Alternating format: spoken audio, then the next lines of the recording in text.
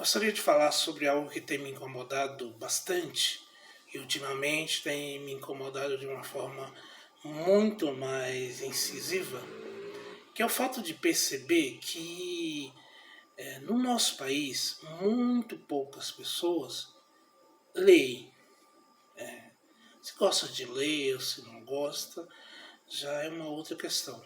Mas o fato objetivo é que muita gente não lê. Por N motivos. Há muitos motivos para não se ler. A vida agitada, tem que trabalhar, se cansa, transporte, toda a atração da televisão, dos meios eletrônicos, das redes digitais, e falta de costume de ler, falta de percepção de que a leitura é importante. E por conta disso, a gente vai notando que há um déficit de compreensão das coisas. E esse déficit se dá precisamente por falta de leituras. Não que as pessoas não leiam totalmente. Elas leem, tem algumas leituras que são até permanentes em alguns grupos, como leituras de livros religiosos, etc. Mas ainda é muito pouco. A gente costuma chegar em casas e mais casas e não ver um livro sequer. Que a gente fala, tá lendo isso. Alguém falar sobre algum escrito de Machado de Assis, que é o nosso escritor maior, considerado o nosso escritor maior. E a gente sabe que muitas pessoas tiveram a educação básica, fizeram o ensino básico, chegaram até o ensino médio e com certeza já encontrou com algum texto do Machado de Assis, fora outros escritores brasileiros que a gente está falando. Então, o hábito de leitura no nosso país é muito incipiente, considerando um número grande de habitantes que o país tem. Há várias dificuldades estruturais para isso. O livro é muito caro, é difícil de ser comprado, não é fácil. Há poucas livrarias, mesmo sendo comprado na internet, é preciso que a pessoa se disponha a buscar os livros. Não há uma chamada para que as pessoas se interessem pela leitura. As pessoas vivem o seu dia a dia como que jamais sem ter a percepção de que precisa ler para compreender determinadas coisas. É um imediato mais absoluto e parece que não precisa de livros. E se vai entrar no mundo dos livros, começa as complicações, porque começa a não compreender. Também falta de vocabulário, falta de tempo e de paciência para começar a estudar um assunto ou ler alguma coisa que realmente seja mais consistente. Tem muita coisa a ser analisada nessa falta de interesse pela leitura. Isso tem me preocupado, porque eu tenho a impressão que esse é um dos fatores muito grandes pelos quais as pessoas ficam sem entender coisas mínimas, básicas até do cotidiano e começam a acreditar em coisas inusitadas.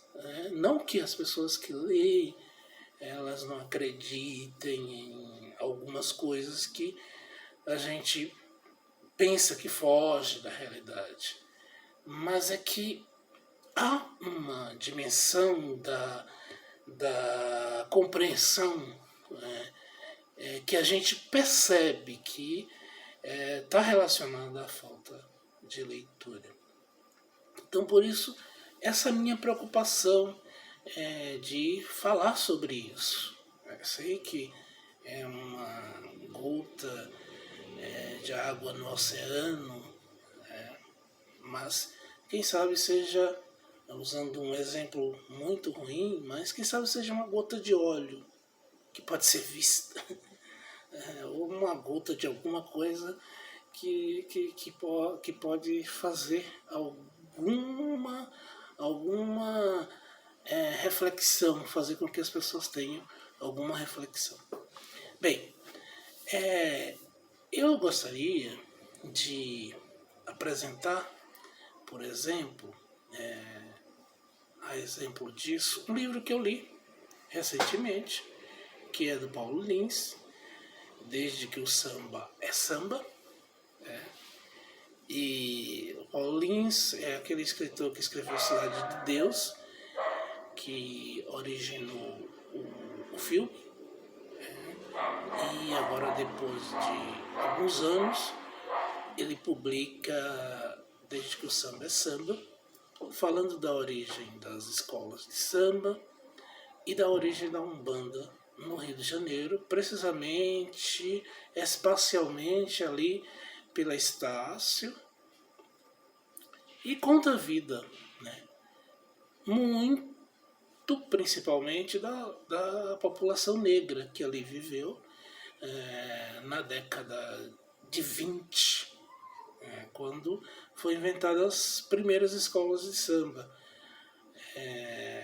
A escola que hoje nós conhecemos como Estácio, a Mangueira, e uma escola de Madureira que eu ainda não pude identificar, talvez tenha sido a Portela.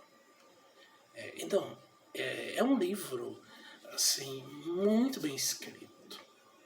Ele romanceia a vida e a organização de pessoas que realmente estiveram envolvidas nessa formação dessa cultura, do início das escolas de samba e início da Umbanda.